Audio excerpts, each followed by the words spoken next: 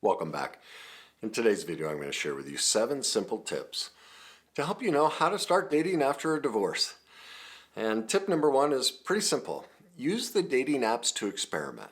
And what I mean by that is, if we've been through divorce, that means there's pain from our childhood we haven't addressed. I mean, that's what created the attraction.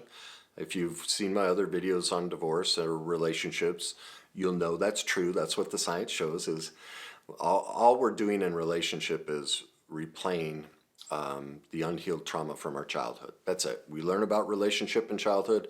We look to repeat it. And because our brain and body gets addicted to what we experienced. It's all we know. It's the version of a relationship we saw. And so we recreate it until we heal it. Well, if we haven't done that, or maybe we're in the process, as if you've watched my other videos, maybe you've already started that journey. Well, my hope is you have. And that's why I suggest using the dating apps to experiment. Even if you're a non-dating app person, the point is this. Learn what your attraction mechanisms are, because you're going to see that you are constantly, like I get people who post, I keep picking narcissists. Well, or they don't say it that way. They say, I keep attracting, or narcissists love me, or, in other words, there's a detachment as though they weren't responsible for how they keep ending up with narcissists.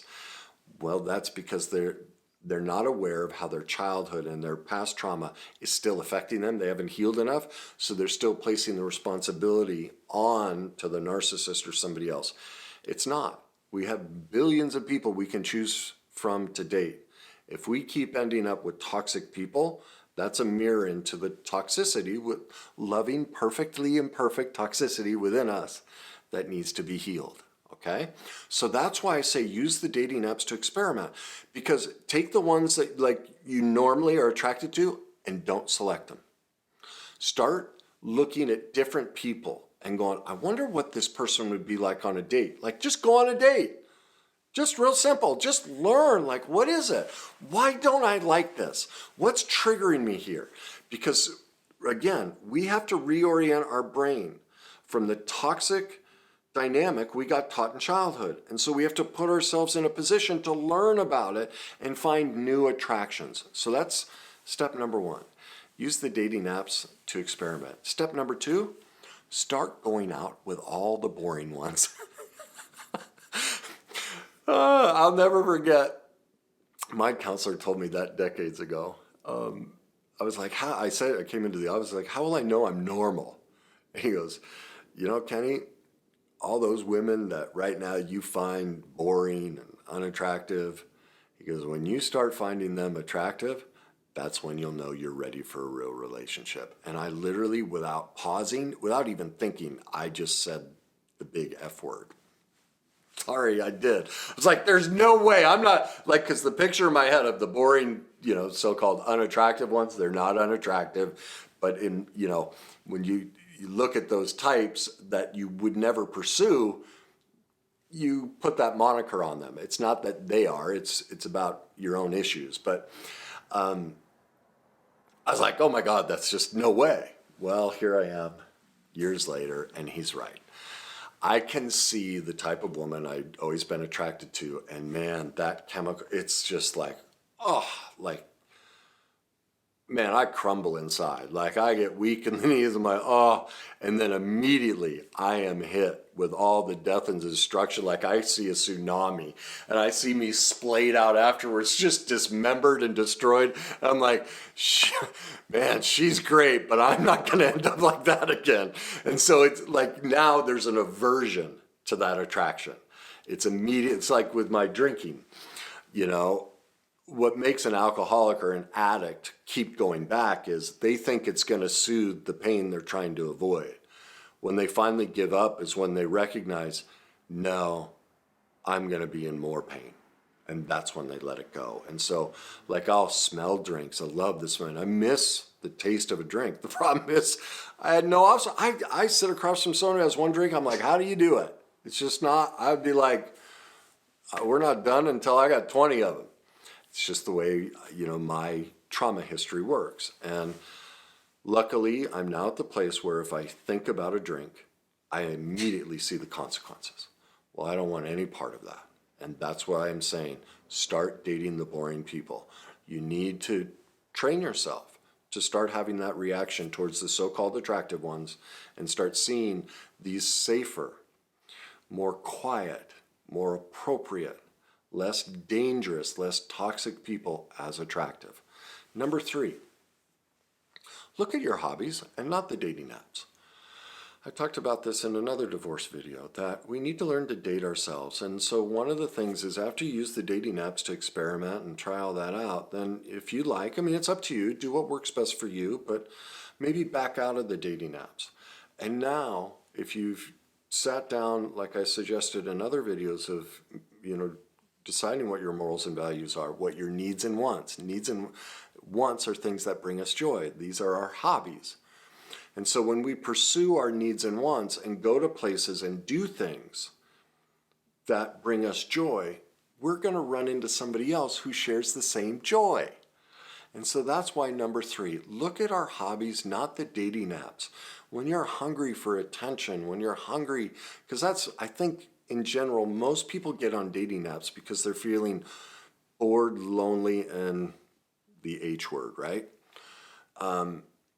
That has like horns. And that's it. And so they talk a little bit, but they're too scared to meet. They're still in too much denial, too much shame. They haven't healed enough. And so they're not ready for a relationship, but they use the dating apps just to get a hit. Okay, somebody likes me, I feel better. Now I'll just, ghost them. Okay. They haven't done the emotional recovery work to really be ready.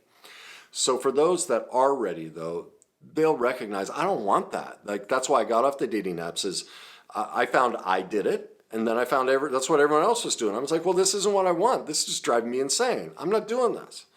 So I'm going to date myself. And that's what I do. I pursue my needs and wants. And that's my suggestion to you. Do things that bring you joy.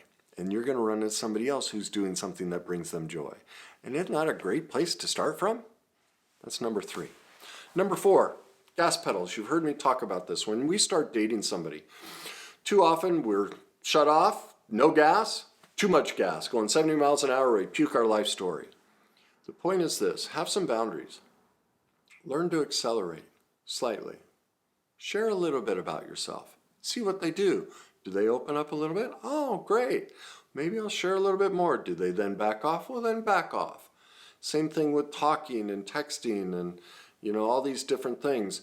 Just use gas pedals. Are you able to stay boundaried and moderate and mature without living in extremes? And the extremes can be withdrawal and avoidance or attachment and obsession. All right, we want to stay out of the extremes.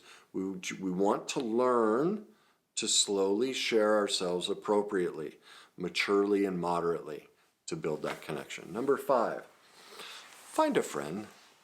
In other words, when you have moved beyond the stage of the fantasy, and this was something I had to learn. Again, my counselor, he asked me to make a list of all the things I wanted in a woman. And of course, he talked about her looks and different interests and things like that, brought it back the next week. And he goes, interesting.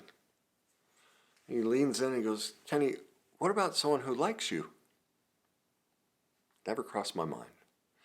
And that's my point. Because we've all been raised with books and songs and movies and TV shows of a romanticized love, we think that's a relationship. It's not. It's purely toxic. You do not want the model we've seen on TV and movies and all of that. You don't want that. That's your divorce. That's called love addiction, love avoidance, and codependence. Pure toxicity, narcissism. So you're ready, and you want to start dating from the place of, I want to find a friend, a really good friend. Do you notice the tone of where all of this is going? It's moving away from intensity, the typical model of attraction, which is this intense draw, and it's into something quiet, much more mature, much safer, much smoother, right? We have a friend, gas pedals. We go out with someone quiet and boring, right? We share hobbies where there's joy.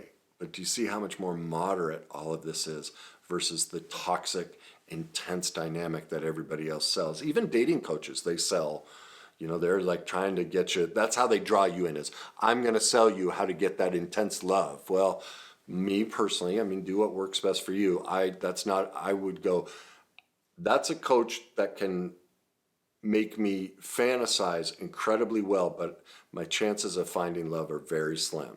I will find incredible intensity, but I will not find deep loving connection, because they're selling intensity, not love and connection. Okay? Number 6, I already kind of let this one out. Be liked, not loved. I did a video on that in the past, why it's better to be liked than to be loved. Because we're much more forgiving of people we like. And people that like us are much more forgiving of us. But people we love, like I use the example of perfect imperfections. When we're pursuing love, we expect perfection from our partner. They can't ever screw up, and we hold everything against them.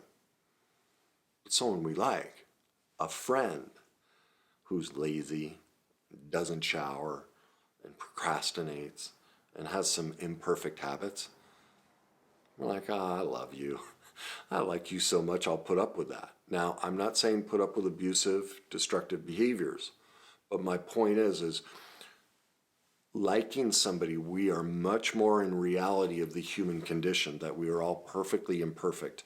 And so many of when we pursue love, we are very hard-lined. When we pursue, as far as our needs and wants, negotiables and non-negotiables, there is no gray area. When we pursue friendship and there's much more gray. There are much more negotiables. And that's much more inclusion. There's much more of a true relationship dynamic of give and take and understanding for perfect imperfections. Number 7, I'm going to give you what I feel is one of the best first date questions you can ask anybody to get a real insight of their recovery journey. Ask them what their pet peeves are. And what you're going to discover is all the areas in this person's life where they still are on the journey of loving and forgiving themselves. You're also going to learn how they're going to hold things against you. Because remember, whatever we judge, blame, hate, criticize is always about us. It may be true about whatever it is we're criticizing, but the only reason we have that pet peeve is because we have it in ourselves. Like, I've talked about this before. What helped me understand all of this was my judgment of people's driving. Well, I've made a lot of mistakes in my life. And so ultimately, when I would call people stupid drivers, I was shaming myself for my so-called stupid decisions and how I couldn't drive my life. My pet peeve, the way people drive. Another pet peeve of mine is people with poor table manners, chewing with their mouth open, elbows on the table, shoveling their food, 2 utensils at a time. Like, that's just barbaric. I know that's the new way, everyone, but classic, I just grew up differently. And so do you see all the judgment and all that? Well, look at the way I'm saying it. I have terrible manners as I'm saying it. So I'm talking to myself that many times in the way I do these videos, my manners are terrible. My mannerisms are less than perfect. Do you see? So my judgments are about me and my inability to love and forgive myself. Okay? And so when we ask about these pet peeves, what you will find in many cases are red flags.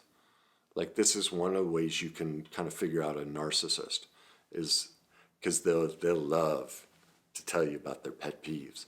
And it depends on how they say it and what they say, but you can sense the evil in it. And so that's one way to really protect yourself. Okay?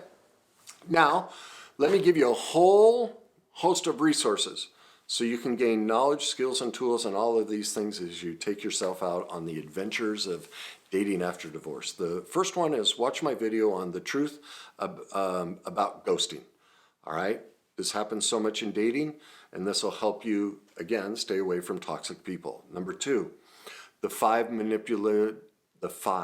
manipulative tactics not to fall for. The 5 manipulative relationship tactics not to fall for. All right. Number 3, why it's better to be liked than loved. Number 4, how to find love. Number 5, how to love someone.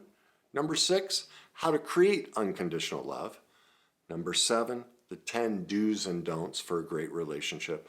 And then finally, after watching all of those, if you really want to take your growth and put yourself, growth to the next level and put yourself in a position to create true love and connection, I would encourage you to purchase my 3 masterclass bundle, which is titled The Complete Journey to Create Lasting Love and Connection. You can find that with all my other masterclasses at www.thegreatnessyou.com. I will list all of that stuff for you so you have the links and you can go check out whichever it is you want in the show description, okay? So if you think this will help somebody, please share it. Leave me your comments, and as you embark on this journey of finding lasting love and connection, which I hope for all of you, make sure you enjoy yourself. Make sure you allow yourself grace and forgiveness for your perfect imperfections. Use it as a learning experience, not as an all or nothing, that you are deserving of love, that you are capable of finding love, and that if you choose to make these habits and things a priority of yours, you will put yourself in the best position possible to find love. And as you do that, enjoy the journey.